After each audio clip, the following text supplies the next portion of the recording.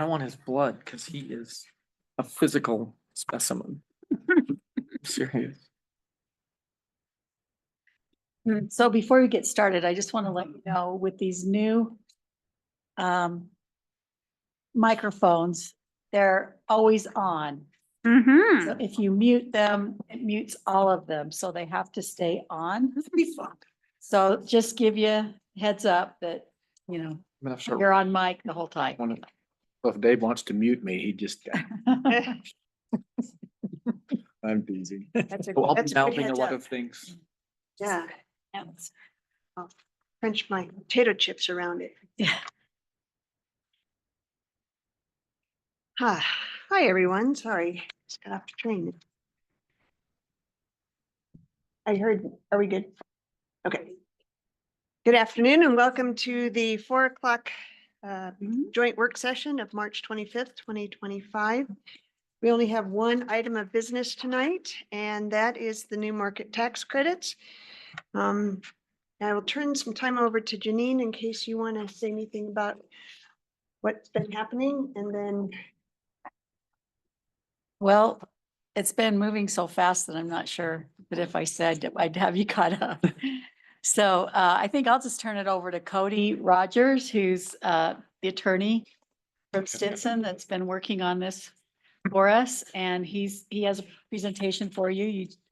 Brandon mailed that out to you earlier.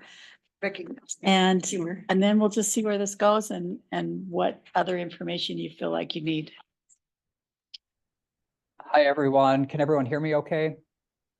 Yeah, we can. Yep. Thanks, Cody. Okay, great. I know I've introduced myself to some of you, but for those of you I haven't had the opportunity to introduce myself to, my name's Cody Rogers. I'm an attorney who the city has engaged to help represent them in connection with the new markets tax credit financing that they're pursuing in connection with the rebuild of the Marshall White Community Center. So on today's call, I thought I could quickly give you a very brief overview of the New Markets Tax Credit Program and some of the purposes behind it. And then we can talk specifically about the Marshall White Center itself and how we've structured that transaction. I am trying to not overwhelm you with information, but the structure, I will forewarn you, is a complicated structure. So if you're not picking up on anything or if I can clarify anything, please let me know.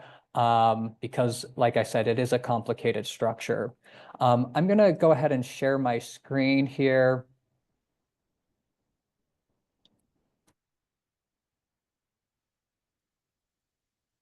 Can everyone see my screen now? It should just have an investor. Yep. Yes, it's an Okay. ROI right there. Yep. Great, perfect. Okay, so the New Markets Tax Credit Program was created to solve an issue that Congress saw happening throughout the country. The issue was that investors, when they were looking at returns on investments, they would often ask themselves, if we're going to make investments in a low-income community or even neighborhoods within a community that are struggling, or if we have the option to make an investment in thriving communities or even neighborhoods within thriving communities, they saw that investors were generally making the investments in thriving communities because they were safer bets, the return on investment was higher, and so that they tended to ignore the communities that sometimes needed the financing the most. So Congress came in and identified this as an issue and said, how can we encourage investors to make investments in the communities that really need their money?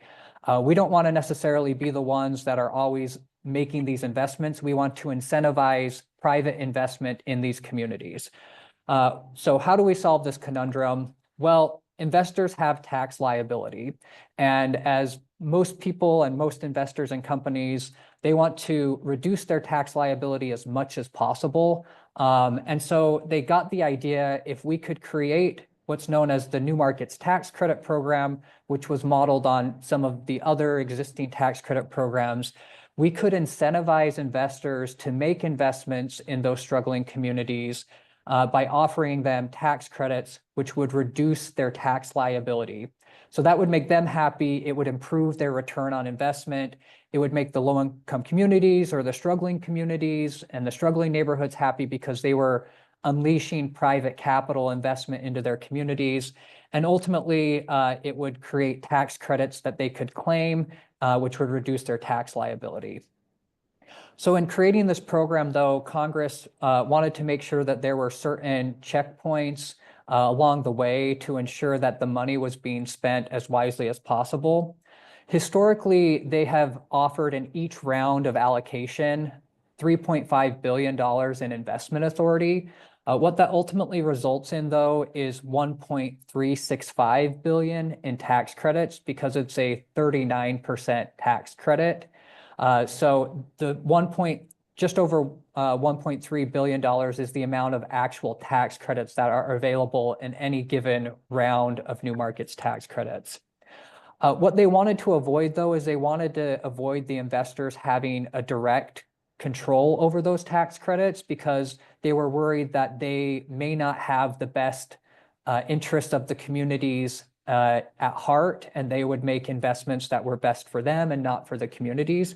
So they inserted these intermediary entities known as community development entities. Sometimes we call them CDEs. So if you hear me referring to CDE, that stands for Community Development Entity. And these are the entities that can receive allocations of New Markets tax credits. They can be corporations, partnerships, LLCs, taxed as corporations or partnerships. Some of them are nonprofits, some of them are not. Some of them are even associated with cities.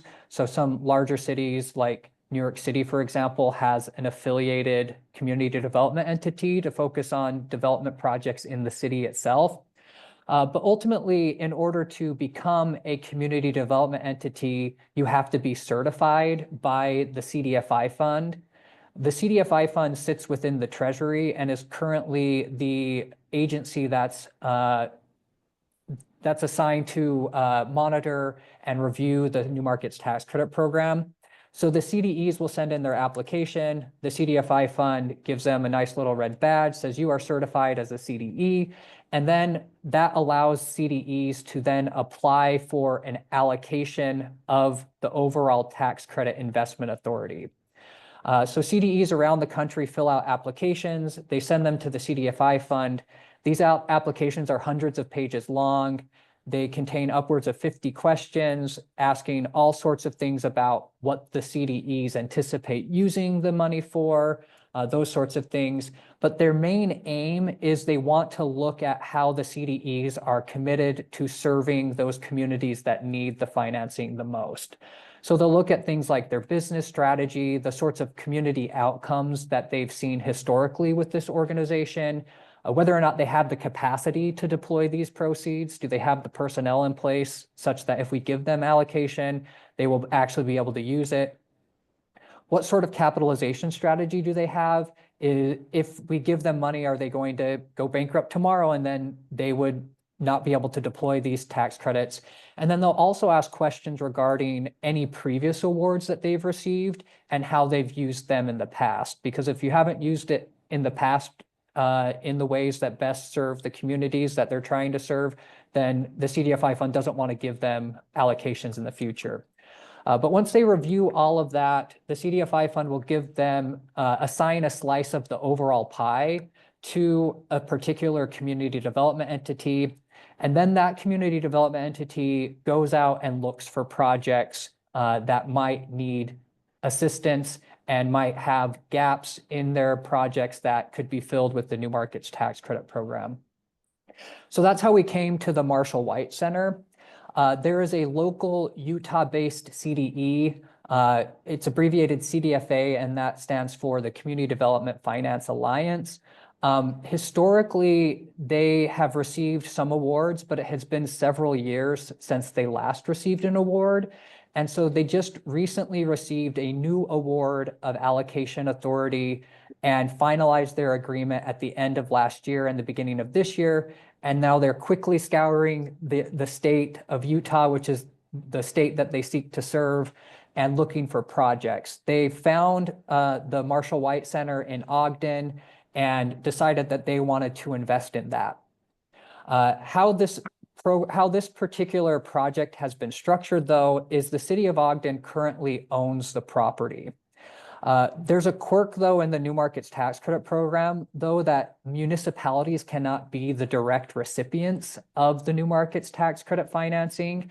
And so what we've done is we've set up a special purpose entity that the city will long-term lease the property to, and the city will control a majority of the membership of the board of this newly formed nonprofit corporation. The nonprofit corporation, like I said, is a special purpose nonprofit that's been specifically formed to serve the city and to serve this specific project. And it is not going to be doing anything else outside of this specific financing. Okay, so now we've set up the SPE. So we have the entity that can receive the New Markets Tax Credit financing. Now we need an investor. We've found an investor. CDFA coordinated, partnered with US Bank. I'm sure you're all very familiar with them. They're a large institutional investor, and they are working with CDFA in order to finance this project. CDFA has allocated $10 million of their tax credit investment authority to this particular project, and they've created a subsidiary that will act as the lender in this transaction. What that $10 million of tax credit authority results in, as you recall, is a 39% tax credit, or $3.9 million in tax credits that will be claimable by US Bank. Investors, however, don't generally invest dollar for dollar in their tax credits. And so in this transaction, US Bank has agreed to invest 80 cents for credit that they anticipate being able to claim, which results in a little over $3 million in tax credit equity that they're going to be contributing to the project. I'm going to talk about this in a couple of slides, but we'll talk about the total net benefit to the city from this investment. And I just want you to make sure you're remembering that $3.1 million, because that's ultimately where the net benefit comes from. It comes from the investment that US Bank is making. And essentially, we'll talk about this a little bit more, but that is free money for the city. So the city has already invested a lot of money in the project itself, and they're going to leverage the money that they've invested in this project via what's called a leverage loan.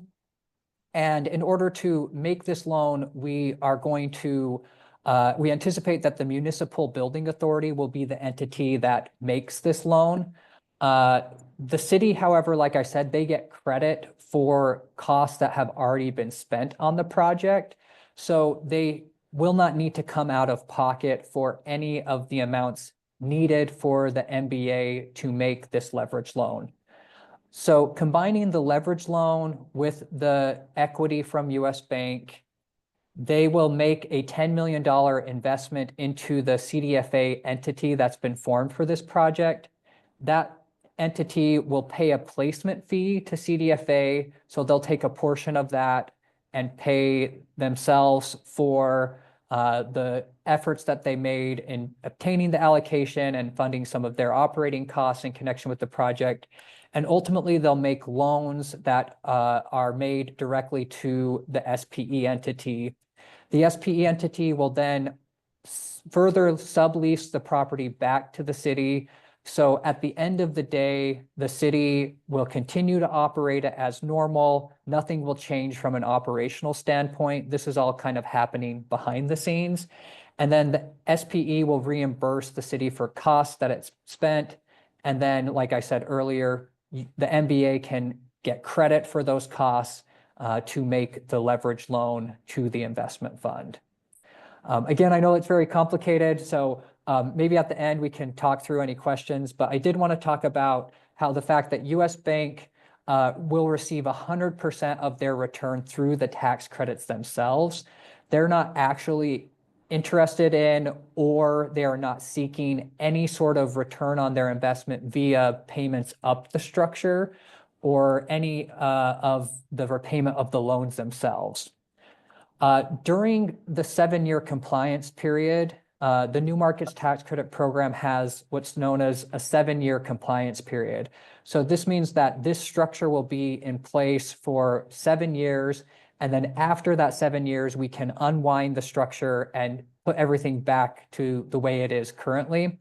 But during the compliance period, the city of Ogden will make lease payments to the SPE that are set to cover the cash flow that is needed to make the loan payments to the CDFA subsidiary. The CDFA subsidiary will distribute a portion of those proceeds to its 0.01% member, CDFA itself, but the majority of the money, 99.99% of the money goes back up to the investment fund. Again, US Bank receives no return on its tax credits. It's not looking at the distributions. All of those distributions come back to the city via interest payments on the leverage loan. So technically it comes to MBA, but MBA could then transfer it out to the city as it wants. So in terms of your actual operating costs during the compliance period, we're looking at less than $3,000 annually for the administrative costs of this program for 7 years. So now I thought it would be helpful to talk about the net benefit of this financing to the city, because this is really where you're going to see the benefit that the city gets from this financing. Ultimately, as I said, the QEI, or the investment amount that's being invested in the project, is $10 million.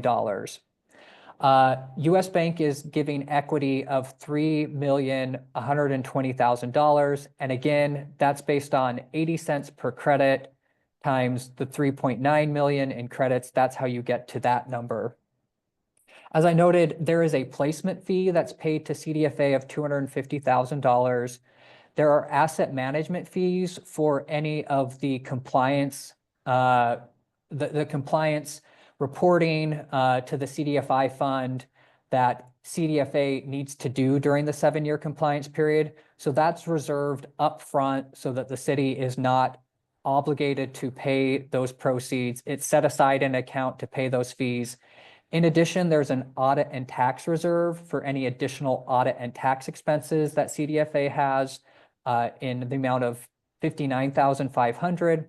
And then we estimate that there will be around $300,000 in closing costs, and that includes everything from legal fees to accounting fees to title and survey fees, anything that was needed to finance the project. So again, all of this money is not money that the city is out of pocket. All of this money is coming ultimately from that $3,120,000 that US Bank is investing in the project.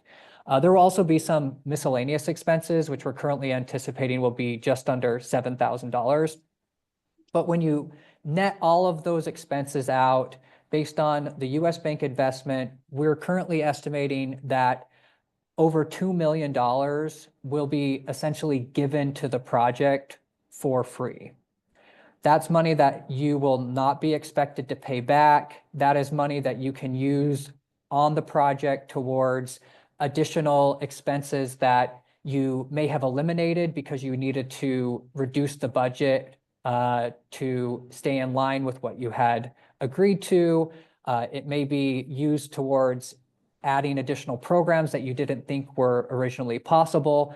So essentially, that's the sum of that entire structure, is that the city gets a little over $2 million for free by participating in this program. So that's a very, very quick summary of the New Markets Tax Credit Program, the specific financing we're anticipating for the Marshall White Center, and then the net benefits that we anticipate will be received by the city itself. That's the presentation I had, but I'm happy to answer any questions that folks might have. I'll stop sharing my screen and we can open up the floor if anyone has questions. Great. Questions? Cody, I do have one question. The Yeah. $2.1 million that's paid in one lump sum, right, upfront? It's not paid over time. Correct. So that all of that money will ultimately be funneled down into an account that the city can use to draw down on expenses that it has still remaining on the project itself. Like I said, a portion of it, the city will be reimbursed for costs that it's already incurred. But yeah, that money will be advanced fully on the day of the New Markets tax credit closing. And that's also unique because US Bank itself doesn't get to claim its credits on the day of closing. They have to claim their credits over the 7-year compliance period. So they're making this upfront investment without the ability to claim the credits for a full 7 years.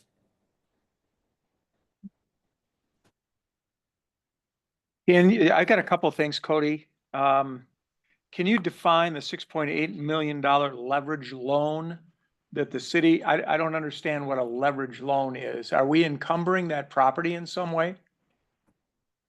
So the current plan is that the CDEs will have a lien on the SPE's leasehold interest, but not the city's fee interest.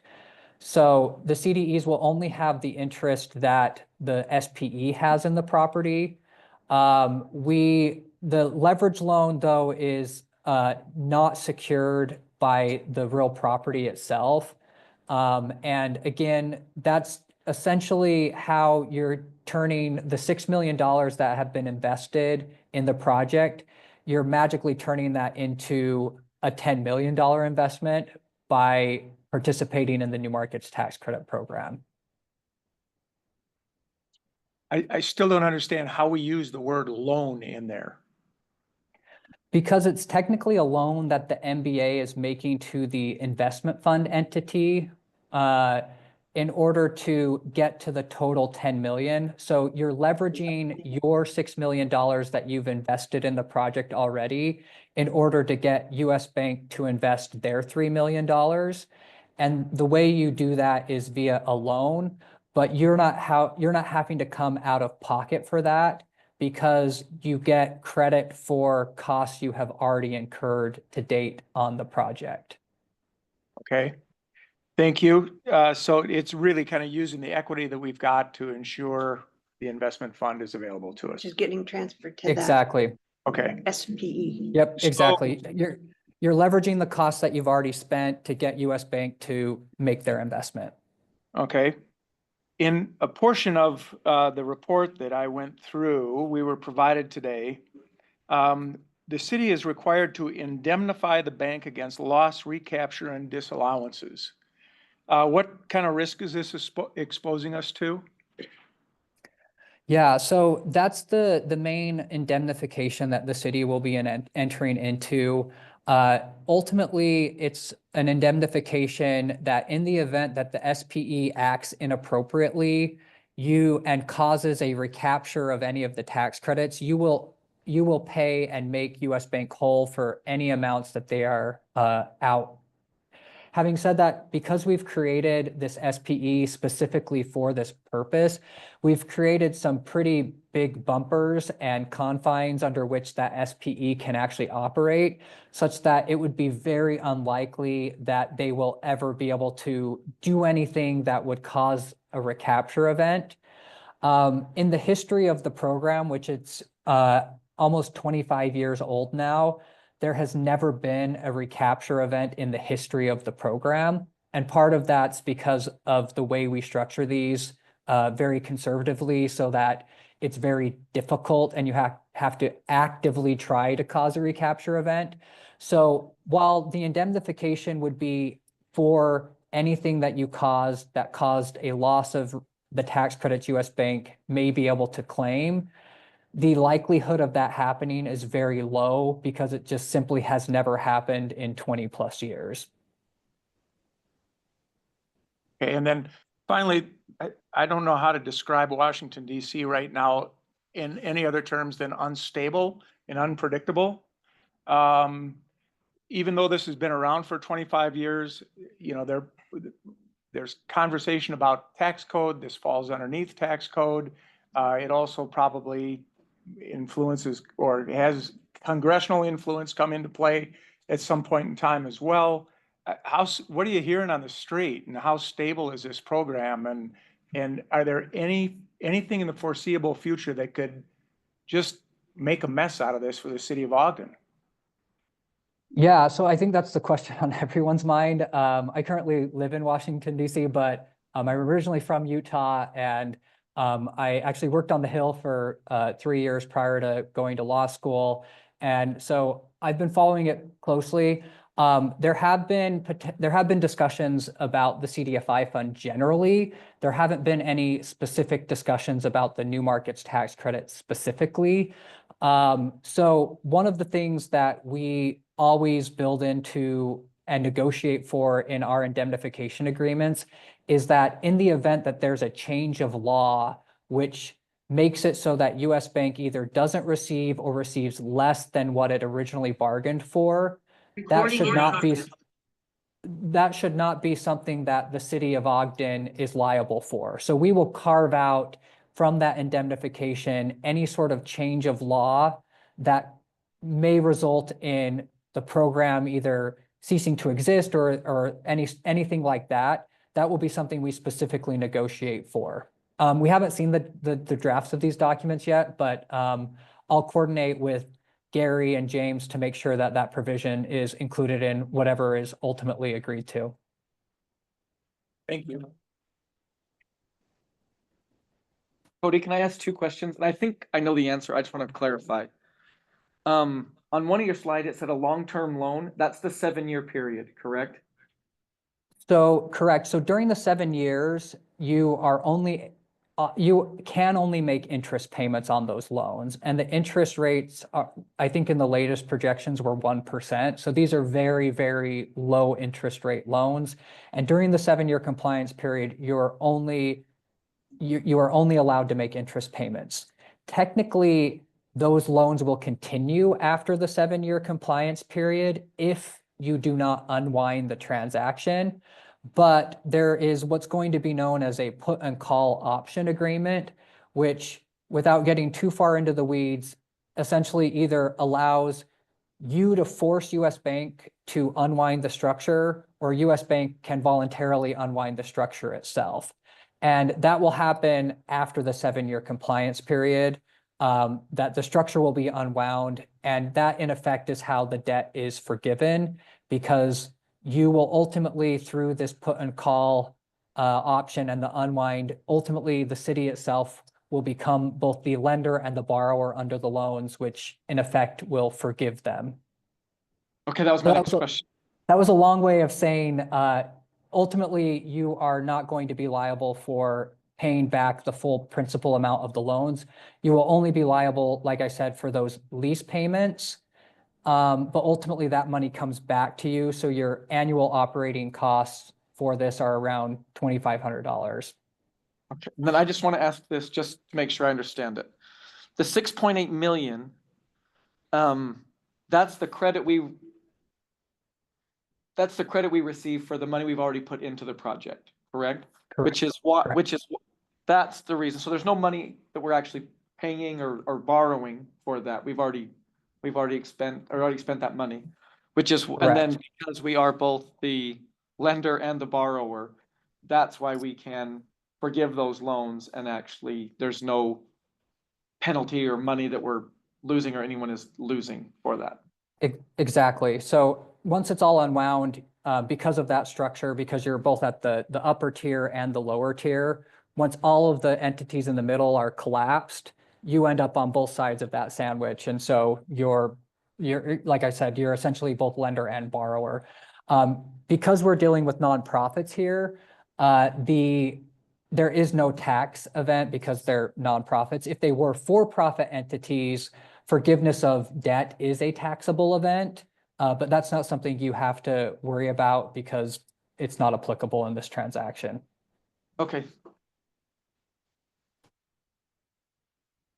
Can you just go over the SPE again? Who are the principals of that? How's that established? Who are the ones involved? You mentioned it's pretty hard to mess this up, but if somebody's involved and they had malicious intent, how would they do that? And who are those people that are going to be involved in that? So we're currently coordinating with Lisa and Gary to appoint the board directors on that. There is a requirement that there be some independence. So we currently have it drafted up that a majority of the 5-member board will be appointed by the city itself and will be city officials. I think we said the mayor, the vice chair, and I can't remember the third one. Chair. Those would be the chair, they would be the 3 members that would just automatically be appointed to that board. And then there is a requirement that there be 2 quote unquote independent board members. And those independent board members just can't be city officials or work for the city itself, but they can be anyone else that the city wants to appoint to that. So ultimately, the city is both in control of who gets appointed to the board and in control of the majority of the membership of the board itself. The only time the independent board members will have any power is if there's specific agreements that are being entered into in connection with the New Markets Tax Credit Program itself. They need to also be able to provide input on those specific decisions. Having said that, the only agreements that we anticipate them entering into are the ones that will be entered into at close. And then in 7 years, the ones that will be entered into at the time of the unwind. There shouldn't be any additional agreements that are entered into in the interim. Is there annual requirements of any duties, or is just the once, there's no recertification or ongoing, and is there compensation to that? So there's no compensation for board membership. There's no additional outlay from the SPE to pay those members.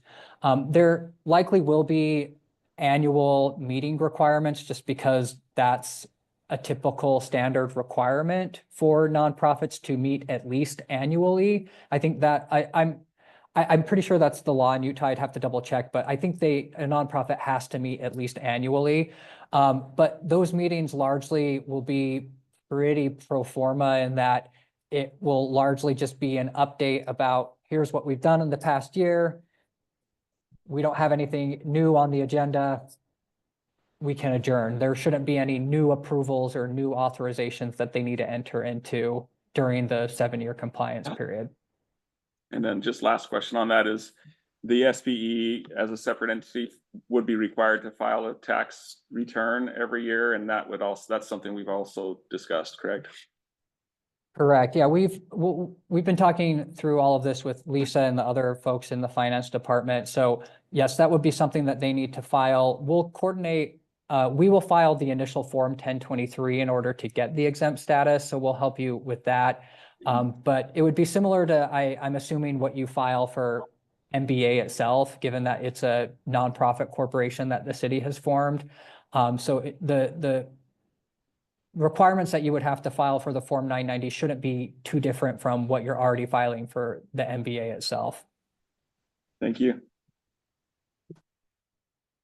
Lisa, maybe you could provide some additional information on what you're thinking about how that will work. We did have a discussion about whether this would be part of city finances or if it would be maintained separately. So we will have to go through a checklist to determine if this is a blended component unit of the city or a discretely presented component unit. My sense is it will be a blended component unit of the city. It will be reported as a fund in our financial statements. It will be part of our audit. That doesn't satisfy the CDFA requirements for audit. That's on the other side, but we think we can just do it as part of our annual financial audit. The 990 tax return, we are actually talking about using the CPA firm that is currently helping us with the performance, the projections. Novogradic is the name. They're very familiar with new market tax credits. So we're talking about using them annually to do the filing.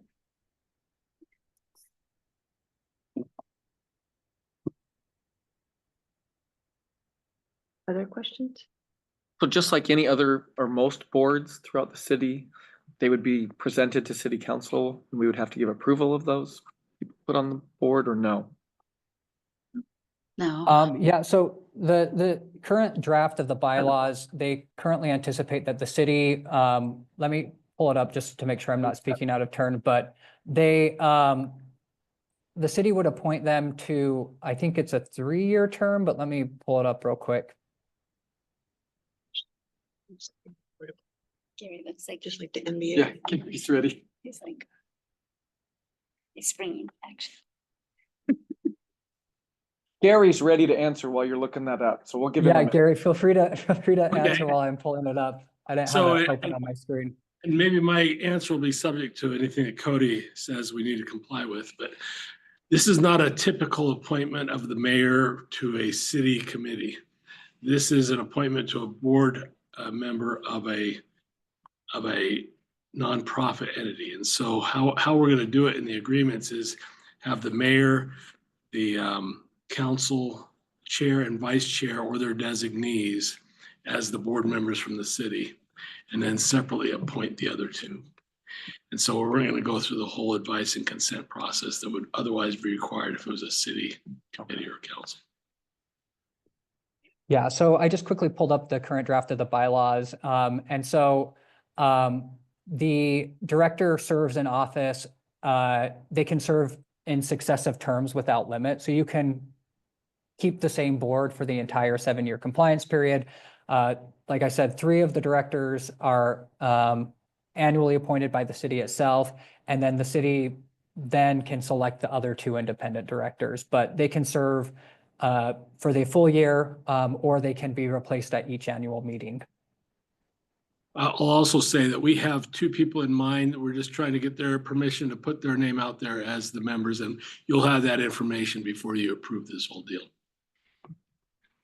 So Gary, it seems like we should have some, like we filed it, or it should be part of the audit process or something that makes sure that we're doing what we need to do. Is that not either through the council? Well, as process. Lisa said, we're still going to treat it like a closely held company, but it is going to be a separate company, a separate entity.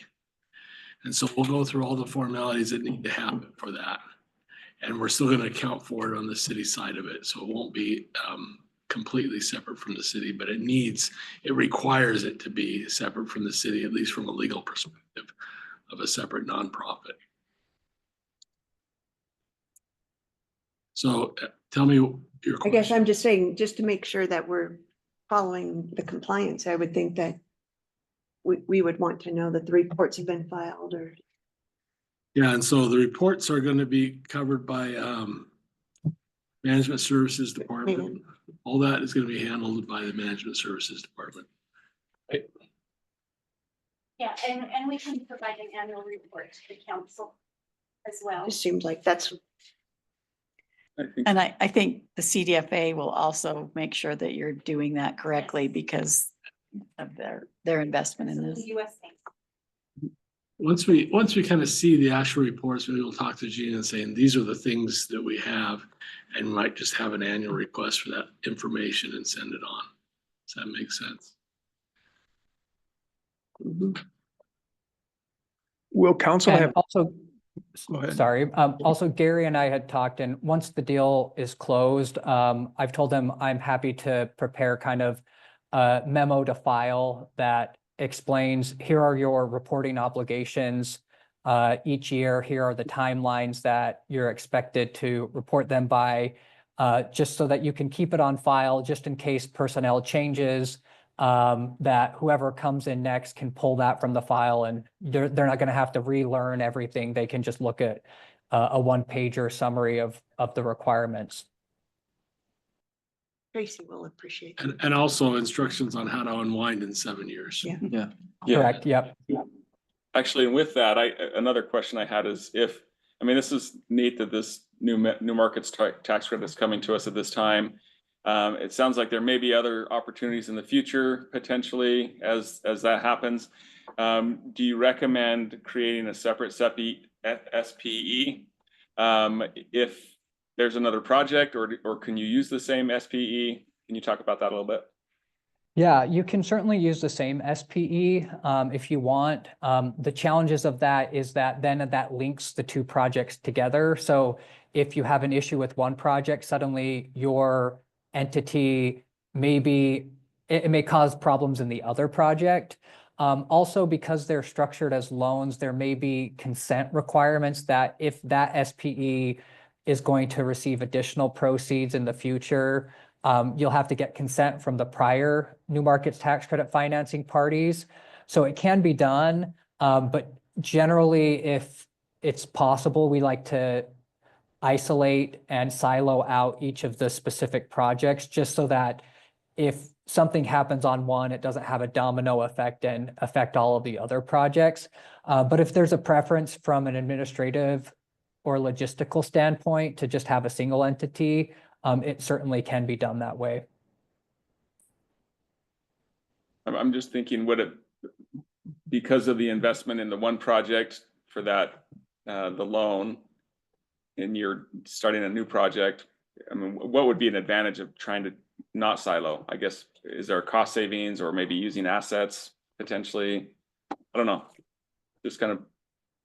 So the main benefits, like I said, for not siloing it would be largely the administrative burden that the city would have on having to file all of these additional reports for yet another entity. In terms of other benefits, you potentially you wouldn't have to appoint a new board, a separate board, so you wouldn't have to find independent directors, so that would be easier. You wouldn't have to set up a new entity. You wouldn't have to file for an EIN number for that entity. So there is some cost savings just in terms of logistics for forming a new entity. In addition, you theoretically, if you wanted to isolate everything in one single entity, that entity would be the only one that has any sort of reporting obligations, and that could be kind of the city's new markets tax credit, SPE, for lack of a better term. Like I said, it would link all of those projects together, though, in a single entity. And every time you were to get a new financing using the entity, you would need to seek approval from any of the prior new markets tax credit parties. So that would also add costs. And I think those costs would outweigh any benefits you would have by keeping it all within a single entity. But if you are looking at another new markets tax credit financing in the future, I'm happy to walk through some of those structures with you, and we can talk through what advantages or disadvantages there might be to using the same SPE or creating a new one. So Cody, I'm assuming that if we go past 7 years and we unwind it, then there's no problem, right? Exactly, yeah. So if in 7 years in the future, this entity, you could either terminate it and dissolve it, or if it's still around, you could certainly reuse that entity in a project with no issue.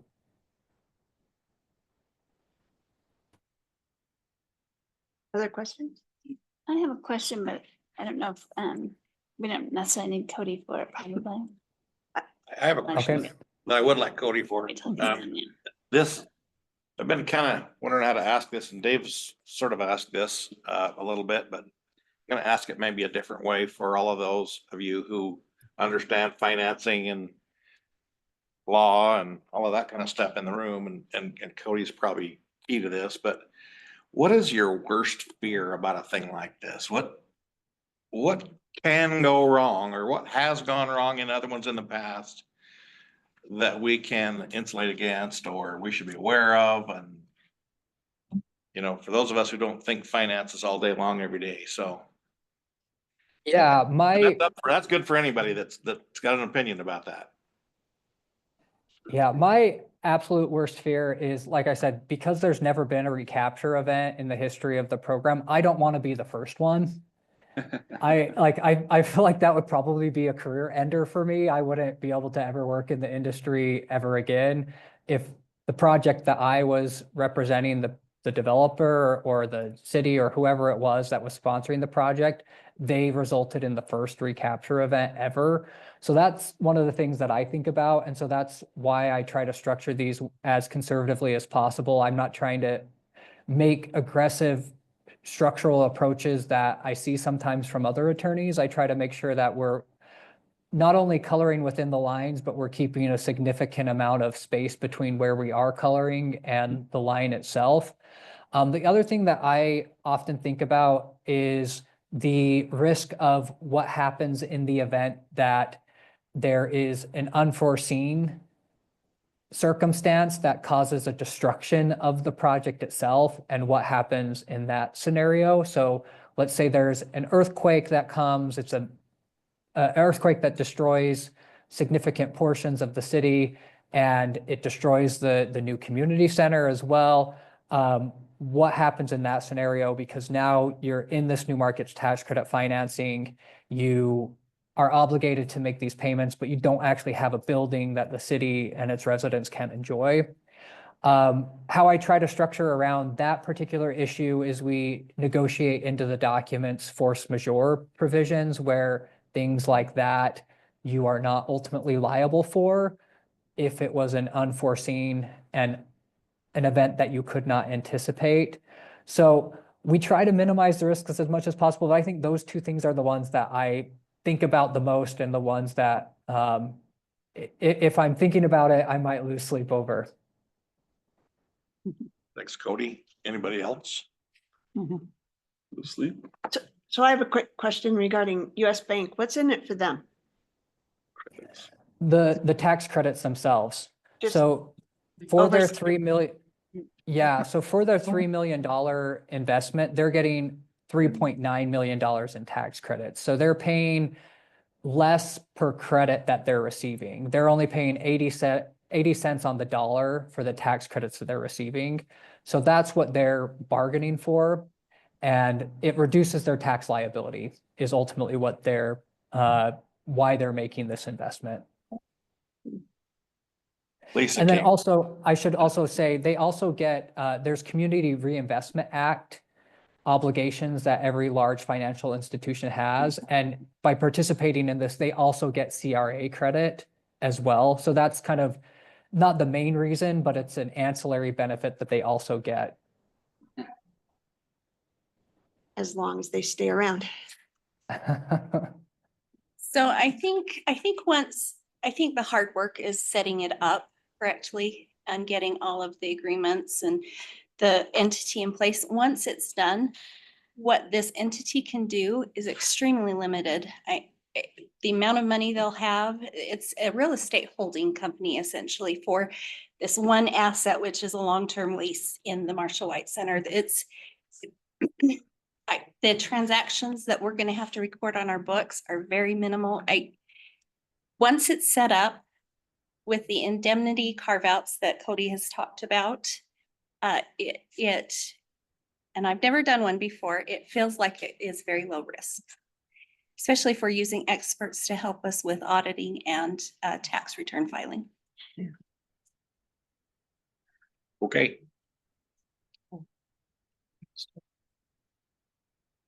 Any other questions? You had a question, I don't know. Yeah, but Cody doesn't have to be here for it. I can hop off, but thank you so much for your time. I really appreciate it.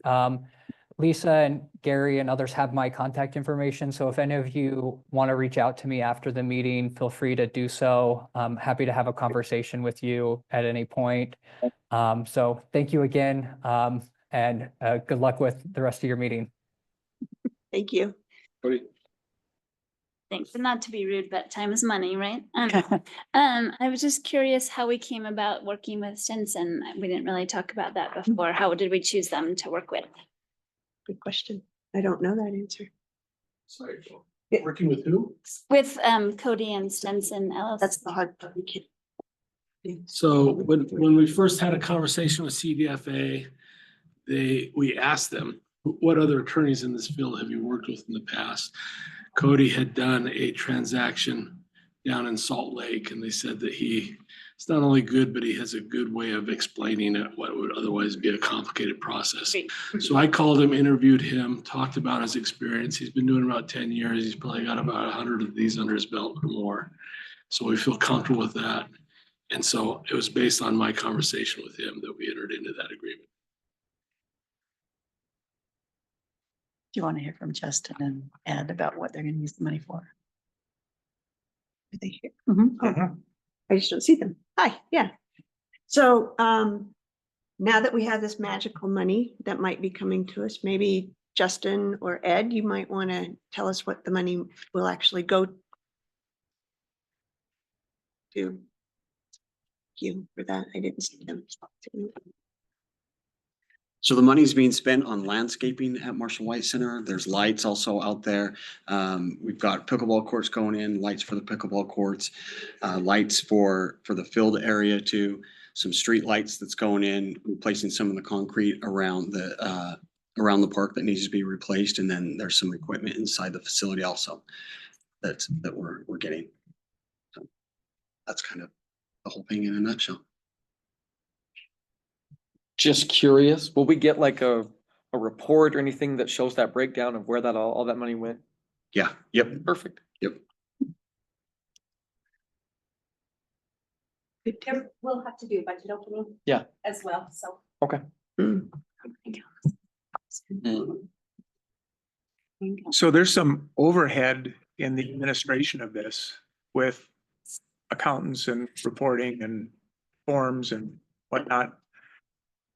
Is part of this money going to be earmarked to support the administrative part of things? Meaning our administration? Yeah, well, I heard lawyers and accountants, Because didn't they They say there was cost money money, put is it- aside? is it coming out of our? So there'll be a 2.1. reserve set aside. Okay. So we will set aside, I don't remember how much it is. But we estimated between the 250 for the placement fee and the rest of the fees, including the reserve, we're holding about $900,000 to help cover any costs related to. And that's before we get the 2.1. Yeah. Yeah. I thought it was like 965. Okay, Yeah, that's already coming out of that. The And credit, that's the to credits cover are paying that, the right? costs for the 7 years. If I'm not mistaken, that's why it was 3 point something minus the 965, which leaves the 2.18. Yes, it was 3.1. Yeah. Something. Yeah, 3.12. And so we've estimated these costs for 7 years. So there is a risk that, they could be more, but there's also a risk they could be less. And then that would be additional money we could distribute back to this. They wouldn't call that a risk. Yeah. Well, Probability. so Yes. in other words, in the end, $2.1 million is going to be deposited into the Marshall White Fund. And from there, Ed is going to be able to prioritize his expenditures. And as soon as it's down to zero, we aren't going into the general fund to pay a lawyer and an accounting firm in Salt Lake City that No. specializes in no, supporting. that's held in reporting. that reserve. Okay, thank you. Yeah, That's what the- I was asking. The SPE will hold that in Alliance Fund, I think is what the name of it. And that's where it will be controlled. Okay, thank you, Lisa. Wallace Sidber. Give me a headache yet? You get your, It did last night, for sure. Qualic B. Qualic B. B. Well, it'd be, Oh. I took one of those to get rid of the headache. It was great. I reminded everyone that we had this meeting tonight and I said that it sounded like a new pharmaceutical name, Qualic B. Yeah, we're gonna see it advertised on the Today Show in the morning.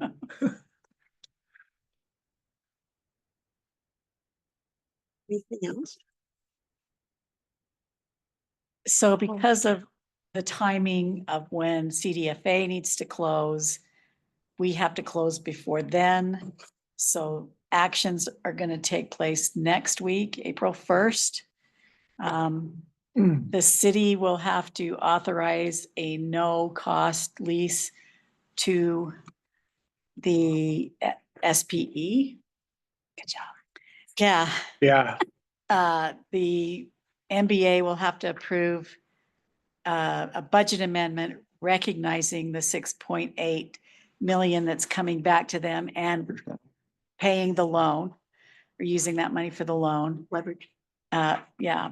And then the MBA will also have to approve the lease and a ton of other documents. And I just got that resolution today. I've actually never seen anything like this because it basically says anything else that you need to approve, you're giving the president the authority to approve, president being the mayor in this case. So those are the actions that you acting as the MBA and the council will take.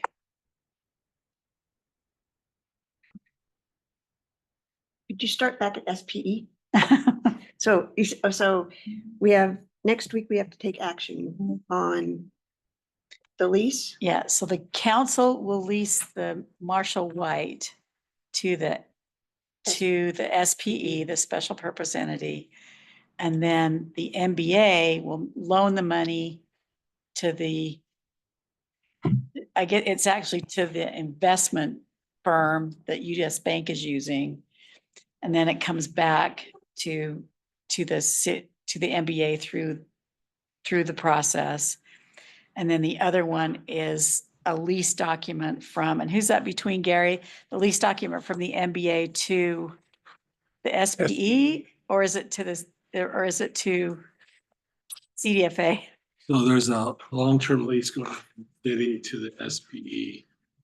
And it's a lease back to the city so they can Oh. manage. and operate. Okay, that's right. It's an operating lease. That's right. Okay. And if I remember, somebody asked the question to Cody the last time, but that money exchange is very quick turnaround, right? Yeah, There's it's not a, like a one-day transaction. Yeah. okay. One or two, I think, yeah. So while you're sitting there, Yeah. can I ask this without sounding like I'm not okay with it? I'm just asking. Uh-huh. So the board of, we'll just say the board. At first I thought it sounded like there was gonna be 5 people on the board and they all had equal powers and rights. But then it just sounded like there's a president, which would be the mayor. I meant the president of the MBA. MBA. Oh, okay, Okay. okay. Yeah. Sorry. Thank What, you. what it is that we're showing you all the documents that we know of. And we think that that's the documents that the mayor is gonna sign, but because we're out of time, if we don't get it done, this money won't be Okay. available to us. We put a provision in there saying, hey, if there's anything else that needs to be amended or anything like that, the mayor can go ahead and sign. Okay. That's the reason for that additional authority. Okay, sorry, I missed that.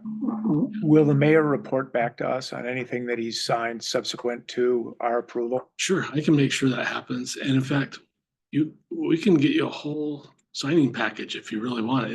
It'll be a big chunk of documents, but if you want it, we can. get Several hundred to it. pages, Yeah. Let's according to just give it Cody. to Dave. Dave and Ken. You do the check wise it out. thing. Check it out, yeah. I trust Dave. And all those documents will be deposited with the recorder's office. It'll be up.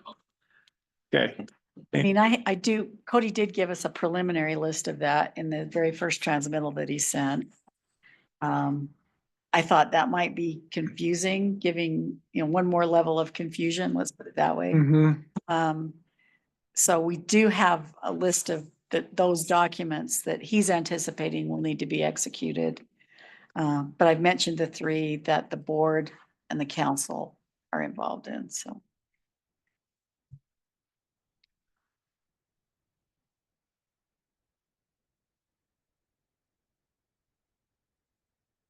okay. Not to brag, but I caught on faster than I thought I would. Yeah. Second time Yeah, around. exactly. Good. I thought we'd be here till 8 o'clock tonight. The flow chart was really cool. Yeah. Oh, it's better than the last The one. last one, yeah. It's a little intense. More closure. Mm-hmm. Anything else? All right. I didn't know if you wanted to have a discussion about Marshall Whitefield House. Team. That's also on for next week's action.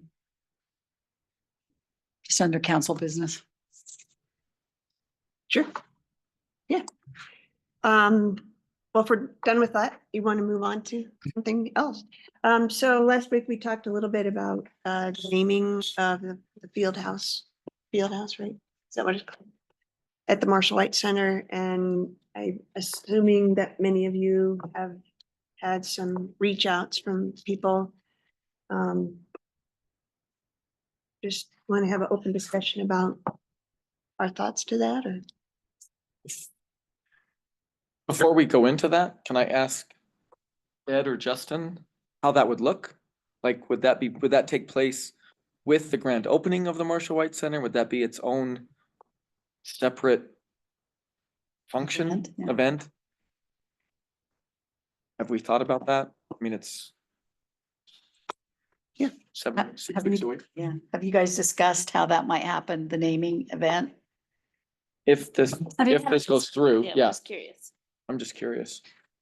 Yeah, and as you all know, the request came to us from Ron White, Marshall White's son, and their family. And so course, we'll look, I mean, we'll reopen the Marshall White Center. And so we'll have, you know, we have some art pieces and some things. And so one of the things we'd look to do is we could have a separate event if we would like. We haven't necessarily talked about it. We could do it at the same time as well. Cause that's one of the things I think Ron White liked is, you know, cause I've heard Ron refer to him as like, hey, this family and being very inclusive of this. So we're open to doing it either way.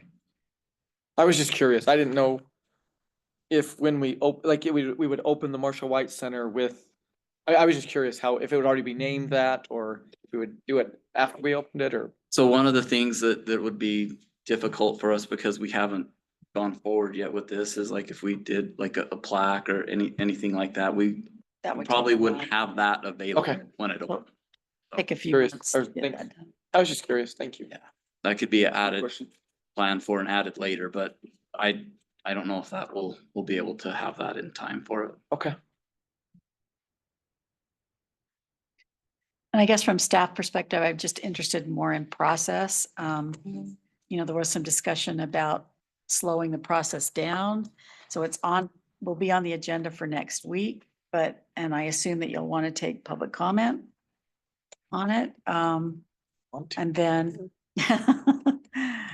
and then I guess we can make the decision then, but I'm just putting it out there that that's an option if you want to continue it to a later date or whatever, however you want to handle that. I mean, maybe, I don't know if it's appropriate to vocalize some of the concerns people have Yeah. raised, just because other people may That'd be not be great, because I aware. was gonna Yeah. do that too. I think, you know, when I first saw it, you know, I just was kind of surprised just because we had had extensive conversations about naming buildings or areas around people. But then I did have a couple people reach out to me, and I think they subsequently reached out to everyone. Just to say that they were surprised as well, because they felt, of course, they honor, you know, the sacrifice of a fallen officer, no doubt about that. But that they were feeling a little bit like, was it becoming a building that's like a memorial building versus like a community center? You know, they just felt a little bit conflicted about that. And then I think the other issue was, you know, just around naming buildings, you know, somebody brought that up too to me. And then I'm just trying to remember the other point somebody was making, but I'm sure other people have people reach out to them to make comment too. I've had similar comments. What I didn't realize is that we do have a ordinance for naming buildings. I didn't know that. And that's my question too, is the ordinance about naming buildings? Because I'm not familiar with that and I would just like to. It just gives you an option. You don't, it just says if it lists the criteria that you have to meet to decide if you want to name a building, that's what you review. And one of those is extraordinary service or loss of life while serving in a line of duty, essentially. So the building itself is the Marshall White Center. And there was some confusion. So this is. Yeah, the building, we are not proposing to change the name of the building. The building is the Marshall White Center, but there's that portion of that's inside the Marshall White Center, which is the field house portion. And that is what Ron White proposed.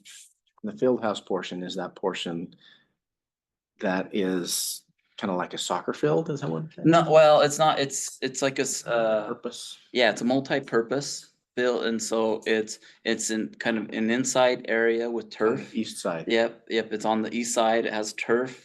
It's adjacent to the basketball courts that we have. And so it's just on the east side of those. And so it does a lot of different things. I mean, you could play soccer. There's gonna be netting in there so people can practice baseball or softball. I mean, there's, you name it in there, they can go in there and throw any type of ball around and protect, you know, because of the netting and do all sorts of stuff. So it's like a multi-purpose field. Sure.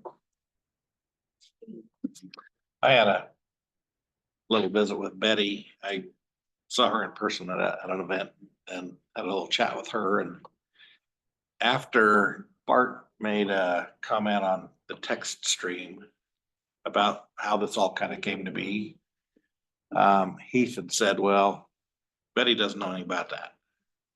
So I called Heath to find out what that comment was all about. Mhm.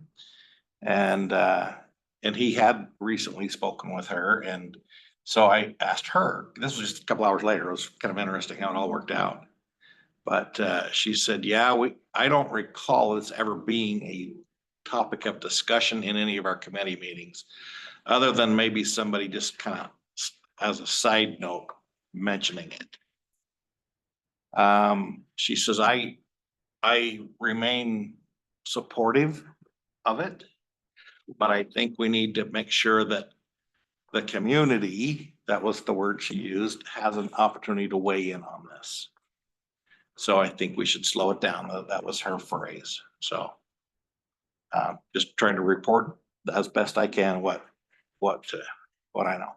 Thanks for reaching out to her, yeah. And I was just gonna say, to clarify, I think administrative staff, it was not a committee meeting that this was discussed. It was at when they were receiving input, like one of the, I don't know what they're called. Anyway, just a public meeting where they were receiving input that the idea came up. Yeah. I will say, I reached out to Ron White earlier today, and he just called me back as I was walking in here. I told him I was just on my way to council meeting.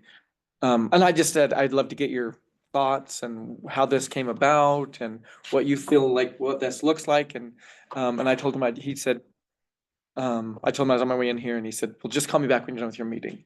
So I thought I'll talk to him more tonight. That was another comment that Betty said. I forgot to tell. She said she recognizes that Ron made the proposal to us. And I don't think she meant to disparage him at all, but she says, while he's very important to this project, he doesn't live here. He's not part of this, he's not one of this community. I don't know what that means. You decide what it means. I'm wondering if the Marshall White Advisory Committee talked about it at all. They I'm not- considered it. In the process of this, it seems like there may have been some discussion about, a naming rights to like a field house or a pool or something as a fundraising effort. And I don't know if that, because every time I've thought about that, it's like, you see buildings where a building has a name, but maybe there might be a room or a conference room or something that's dedicated because of either some funding or something else. And so when this came, I just thought about it in that context, and I thought I don't think it distracts from the Marshall White Center or lessens anything about that. I see there is the comment about, is this just now a memorial type building? Trying to think through those issues as well. But I guess maybe, Justin, is that something that we had, or that you guys had considered, that maybe as using as a fundraising mechanism to maybe rename or give naming rights to portions of the building in any way, whatever, the Damian Lillard Fieldhouse, because he came in with some money or something like that? No, we did not consider that. The reason we brought this forward is really because Ron White reached out, and this was at his request. Okay. Do you know if they talked about it at the Marshall White Advisory Committee at all? So I could probably have Ed come up and speak to that. I was Just not, wondering, they might have discussed it. yeah, so I think Ed might have some more information to discuss. Or they about didn't that. anticipate it. I think it's more likely they didn't anticipate it. But it wasn't. No, yeah. Right. Yeah, come on up. It's fine. I think there's another microphone right there. Have I them. don't know. You good? We don't know what these boxes I was are, just but I curious, think. if they had any thoughts or Don't check feedback it out. about it. I don't know how often they're meeting or anything. No, so they're meeting quarterly right now. I can for sure bring it up and talk to them about it. But When's the next meeting? I'll have to look in my office when the next It's one is. quarterly. Sure. I mean, I guess I'm surprised by that. I thought maybe they would meet more often since the Marshall White's getting ready to open. Have they had, feedback about the programming or? Yeah, and they've toured the facility and they're super excited about that. We've taken them through and we talk about everything that's being offered and that's gonna have to be offered. And so we've had those discussions with them, but And so do they provide feedback on the fees or what has been their involvement in like how it's all developing? no, we haven't had the discussion with them about the fees.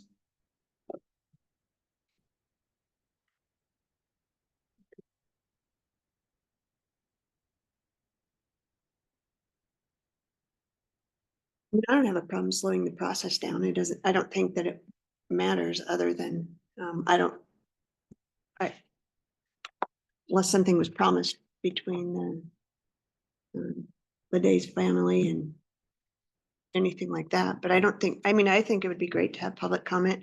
My only comment too is that he was part of our community as well. I mean, so, we have to, I mean, I understand there's memorials. Well, he and- certainly was. Yeah, so. His son lived somewhere else, but Marshall White. Well, no, I meant. Yeah. Nathan Lede. Nathan and I Oh, did. like, Yeah. yeah, they, yeah. Yeah, I would love to hear what the Marshall White Advisory Committee, I mean, we have them in place for a reason. Yeah. I don't know, if that's the appropriate Right. place for them to talk about it, but. Is there some thought to naming rights for donors at the Marshall White Center? At this point, we've been going nonstop to Just to build. get it built. And so I can't say we've necessarily thought about changing, doing anything of naming any rooms in there. So that's where our focus has been, is to get it built, working on programming, fees, and to get this open. And so this was, like I said, Ron brought this forward. And so out of respect to Marshall White's son, we brought this forward. So just making sure I hear you correctly.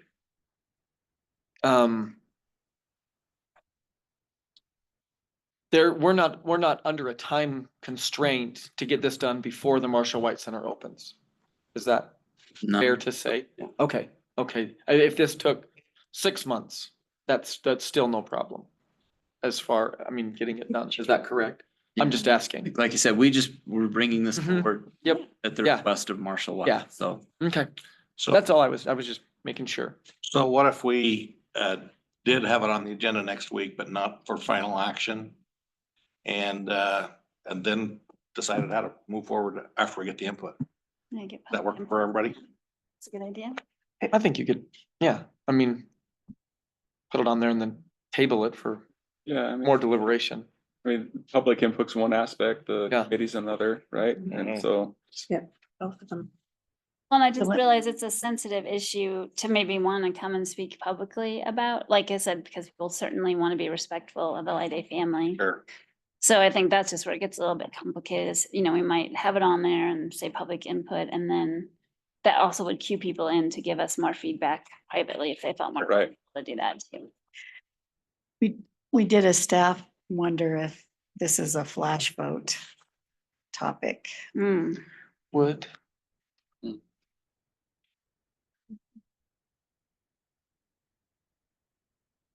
A flash vote again with the community?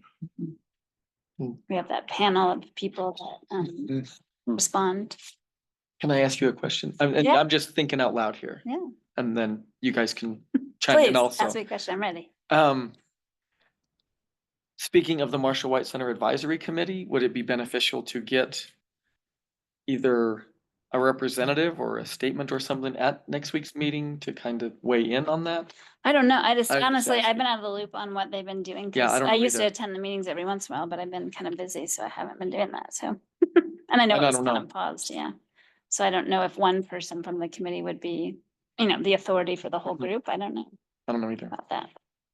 Well- I don't know if they're the right group to consider it. I was just thinking, well, that's a group of people that we have put in place to give feedback on I things agree. at the Marshall White. Yep. So. I agree. And unless they have talked about it officially in a meeting, they probably Yeah. could only give their personal opinion. Yeah, Okay. yeah. True, agreed. I just have one other thought I'd like to share, and that is that I honor Nathan Lydate. Know him personally. I watched him grow up as a young man, and his mother is a personal friend of mine. She recently passed away. But I think there's a thought that's kind of come into the conversation today that might be nice to explore. I've sat on several development committees at Weber State, and boy, to name a building at Weber State is $5 million. And to have a school named after you is big money too. And I just wonder if I don't want to sell ourselves out. I don't want to underscore the fact that this proposal's come forward, but there are opportunities there potentially too. And if Nathan Light Aid, is that field house is named after that, I say great. But thinking of some fundraising just to help in development of programs and equipment at the Marshall White Center. And I wonder if there's some action that we might be able to take to consider some development opportunities. When I talk about development, I'm talking about funding developments through donors at the Marshall White Center. To me, that seems like that's a possibility that we may want to consider. Okay. I love that We idea. could make that decision because that's Mhm. not in our realm, but I think it's a nice idea that take part in the meeting. Yeah. Who can say anything? No. I mean, that's definitely something we consider. I know, in discussions with Mr. White, you know, one of the things is, he definitely has brought up that Nate was born in Ogden, went to school in Ogden, went to school at Weber State. He's served the community he was raised in, and, I think he expressed that he, you know, because Mr. Ron White is also, he attends the golf event put on by our police department for the fallen officers, and he's been actively involved in a lot of things with Ogden City events, even though he may not live in Ogden. And so he just felt a connection, I think, to Nate Lyday and his family, and felt honored to be able to share, you know, part of the center with their family, having a connection of knowing the loss of what it feels like. I support that 100% too, and don't want to diminish Nathan's contribution to our city and sacrifice. So, I don't want to mix the two topics up. That's kind of, I kind of feel a little weird about talking about that, but Yeah.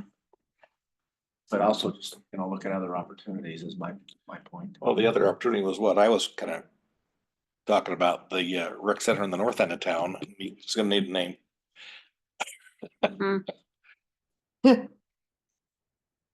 thought we already did figure that out. The Ken Ritchie. Wasn't he? The Richie said. He's- Rich hires friend Ken Ritchie. Can't retire. Went to high school with Mark Blair. Yeah, the rich hire friend Ken Ritchie. So, it looks like the advisory committee doesn't meet till May 14th. Yeah, so that's not too far away. Yeah, so I'm wondering if it should go through them first, but I don't know, do you want to take public comment? Or does that? Whatever you. I think we're gonna get comment no matter what. Might as well. Yeah, I think we ought to Mhm. publish it for that purpose. I'm okay with that. I Fresh, just. it's a fresh topic. I think it's gonna get, you know, if you wait, you kind of risk losing interest to some folks, I suppose.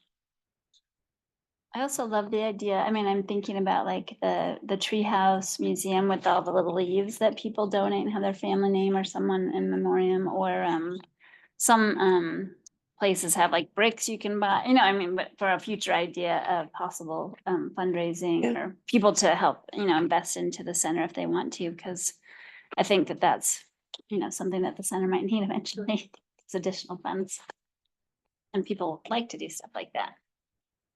I like it at a little bit more of an affordable price point than $5 million.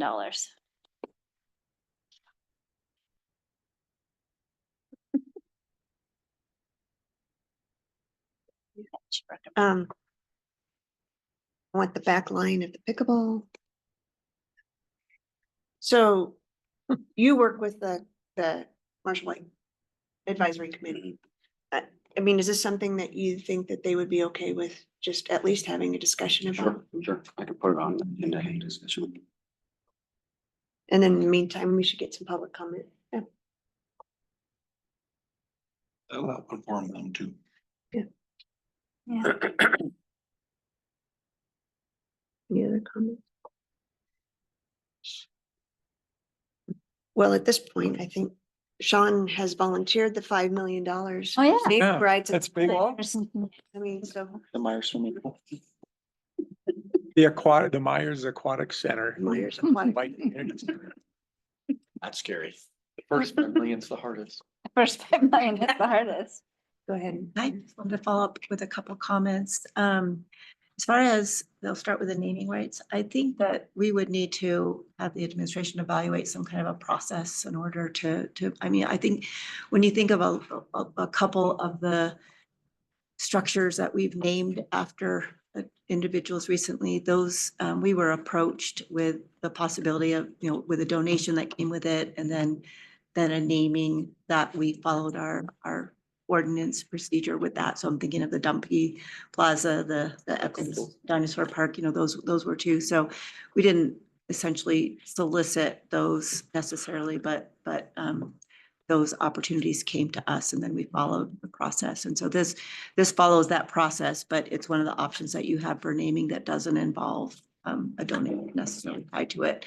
So that's just one thought. Like we haven't that I can recall, like done a RFP or solicitation for donations. And I think we'd want to explore that. And so whether right now it's a fairly controlled process where we have some that we have been approached and we've, looked through that. And then this one is just one of the options. But, the LEAF idea and things like that, I still think that we would need to, I think we'd want to look at having just a process for that would be something that we could evaluate. I did also want to follow up on the fee comment, and the next meeting of the Marshall White Advisory Committee will be past the time that those fees are presented to you and will need to be adopted, that we're, wanting to have that adopted pretty quickly. So but there's also more of a objective component to fees of, in this case, looking at operational costs that's been evaluated by a third party and made recommendation to the city. So I think you can get. Yeah, I guess I was just input curious or- what they were giving feedback on, Yeah. throughout their process. But to me, that's something that's more handled administratively as far as exploring, why there's a recommendation at a certain level. And then then you all have that understanding and the background is provided to you. And then, but it could be that it's not necessarily like a subjective evaluation. I think we want to make that as objective as possible based on recovering as much of the costs as we can and paying for. Yeah, I just don't like to have committees that we don't actually utilize Yeah. their volunteer service, they're volunteering. Mhm. If we're not using them, then we shouldn't have the committee. Yeah, I get that. And that might be something to look at too. We've had some discussions about combining some committees and in public services. And so that's a good Yeah. point too as well. So, but I just wanted to follow up on a couple of those things. Well, and we've got several, I don't know, I would put it on your list of looking at donors and how do we solicit? Because I think we've got some pretty big projects. Union Station comes to Mhm. mind. Yeah. About, so, just trying to figure out how do we do that? And Yep, that's an excellent point. And I think we do need to be proactive on that because we will be coming up with some kind of a process for Union Station. Yeah. For sure, for that capital stack. Good. Well, I think that's a great, I'm just making sure the process sounds good to me. Madam Chair, Yeah. just one follow-up point. I want to separate and make sure that it's clear that I'm not proposing that we substitute naming the field house for a donor No. when it's been proposed for Nathan Light Aid. And I just feel terrible about having brought that up in this discussion. I just don't want to diminish the sacrifice that Nathan Light Aid made, and I honor him. And I just think that's an awesome thing for that family. And I apologize for my train of thought, which is different than a lot of people's. And so please help me separate those two trains of thought so I don't want to offend anybody, because that could easily have happened the direction that I took, the proposed fund development concept. Wish I hadn't have brought it up at the same time as the discussion for that field house naming, but please understand my support for the Light Aid family. So thank you. No worries. Wow. We usually have pretty open conversations here. So. I like the Damian Willard. I like that. Willard Courts. Willard. Now, if we could just find a cook, we'd be great. We could name Anything else that we should have talked today? Hmm? We should have maybe touched base today. Well, I thought maybe the new market tax credit would go longer, so. Bart told me he's giving me the stink eye if we don't get out of here by 6. Yeah. But all of it, the stink eye, we don't get here by 6. Well, you definitely need to eat or take food with you Yeah. when you go. Yeah. Anything else that we should bring up? Because we didn't have our strategic plan today, we're planning on April 22nd, I believe is the date. So make sure you save that date as well. It's a Tuesday that we normally, And there's actually 5 Tuesdays in April, so you'll still get a week off. always the optimist. Yeah. All right. Okay. Anything else? That's right. We're done. Perfect.